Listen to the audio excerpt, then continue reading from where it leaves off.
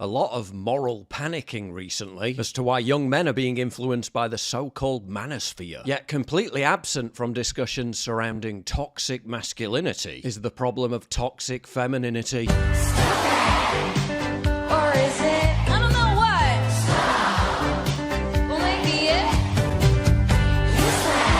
Yeah, right there you saw one of the biggest pop stars on the planet encouraging 100,000 impressionable, mostly young women, join in a chorus of asserting that young men are stupid, slow and useless. And then going on in the rest of the song to malign them as having half a brain, being dumb, incompetent man-childs. Applying this universally to all men with the lyrics, "Hey men, I swear they choose me, I'm not choosing them." Lyrics co-written by a man, by the way. Lyrics which, if they were directed at a woman by a popular male entertainer, would see him cancelled in a heartbeat and branded a disgusting, dangerous example of toxic masculinity. Oh yeah, and why in virtually half of her music videos is Sabrina Carpenter constantly killing men?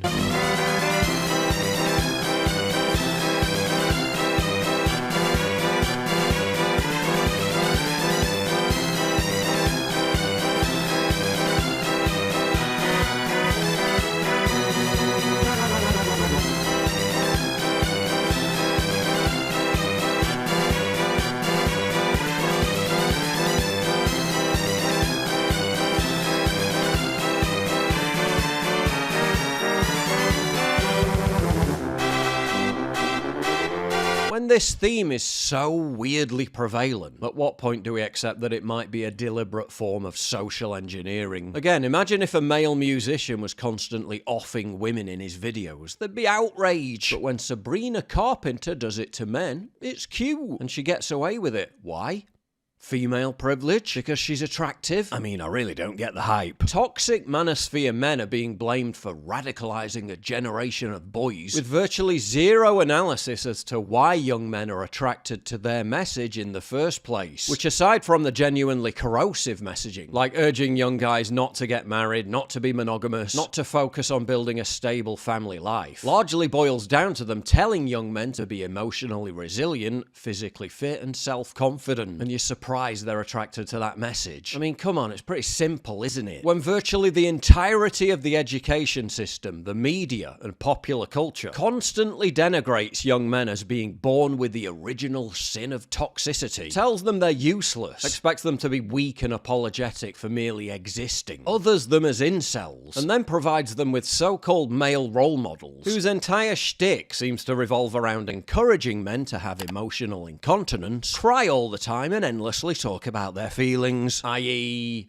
become women. Why do you think they gravitate towards podcast bros and self-made manosphere idols, when you've created a complete vacuum which has served to obliterate normal, healthy masculinity? And speaking of rocky male-female relations, Uber's just rolled out their Women Plus Connect feature nationwide, letting female and non-binary riders request female drivers, because that makes total sense. As Ground News's biased coverage shows, left-leaning outlets like the International Business Times are gushing over this as a long overdue safety feature, celebrating Uber for making rides safer for women. Meanwhile, right-leaning outlet The Blaze cuts straight through the absurdity with their headline, "What is a woman?" They're pointing out the glaring contradiction. If Uber's including non-binary passengers and drivers, what's stopping biological men from gaming the system? A male identifies as non-binary, requests a female driver, a female requests a woman driver, gets a man who identifies as one. Congratulations, Uber, you've completely defeated your own stated purpose with woke nonsense. This is why I've partnered with Ground News for years now. They're the only app and website showing me the full picture on the most important issues. By gathering news from across the political spectrum, then breaking down each source's political lean and financial backing, I can see the world as it is, not as their biases want me to see it. Try it for yourself at ground.news/PJW via the link below, or scan the QR code on screen. Ground News has helped dissipate all the overwhelming clutter on my social media. Instead of endlessly scrolling trying to figure out what's important and what's spin. They show me the truth in one clear format. Best part is, Ground News isn't a new tool that you have to learn. They're a better version of the doom scrolling you're already doing. One look at their blind spot feed, you'll see how many neutral outlets actually lean left, and why they adopt certain narratives for particular stories. I've never felt more informed and ahead of breaking news. Ground News has truly become an invaluable tool in helping shape my daily news digest. And after reading your comments, I know you'd benefit too. So I got my viewers 40% off the same unlimited access Vantage plan I've been using. Just go to ground.news/PJW or scan the QR code on screen. That's just $5 a month to think for yourself with clarity and context. And since we've all got that one friend who bases all their facts on biased news sources, you can save the debate and send my link instead. Ground News is independently owned and subscriber funded, which means their sole mission is to hold the media accountable. Be part of that fight by going to ground.news/PJW. Why female pop stars are lambasting mediocre men. From this article we learn, and thankfully it saves us from having to listen to the actual album, that much of it is dedicated to outright misandry and vitriol towards the opposite sex. Apparently Sabrina's mad that men can't assemble furniture, do the dishes, or practice proper grammar. 3 things I'd hazard a guess she's completely useless at too. The Economist provides numerous other examples of popular female artists demeaning men in their songs, noting that the trend reflects a social shift, one which has manifested in a larger number of American women between the ages of 25 and 54 remaining single, because their minimum standards for a partner are getting higher and higher. Oddly, no real self-reflection on what the women themselves are bringing to the table.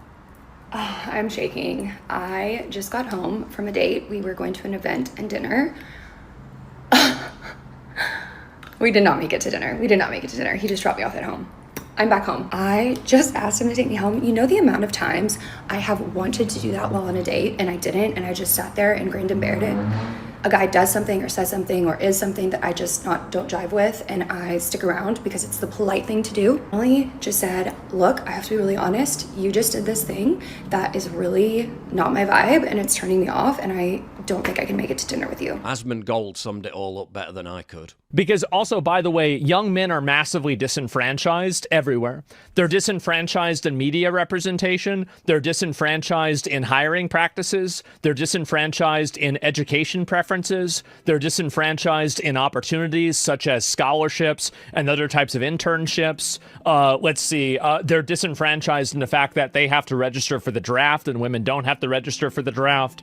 They're disenfranchised in terms of child custody. They're disenfranchised in terms of, sentencing in courts. Like, these are all verifiable, quantifiable, 100%, like, not only is it men, but white men, it's like a multiplier where they're even more disenfranchised. These people will only have themselves to blame, because they've radicalized an entire generation of young men by creating an entire culture and society that hates them and that tries everything that it possibly can to demonize, keep them down, delegitimize, infantilize, patronize, and just basically punish these young men for nothing.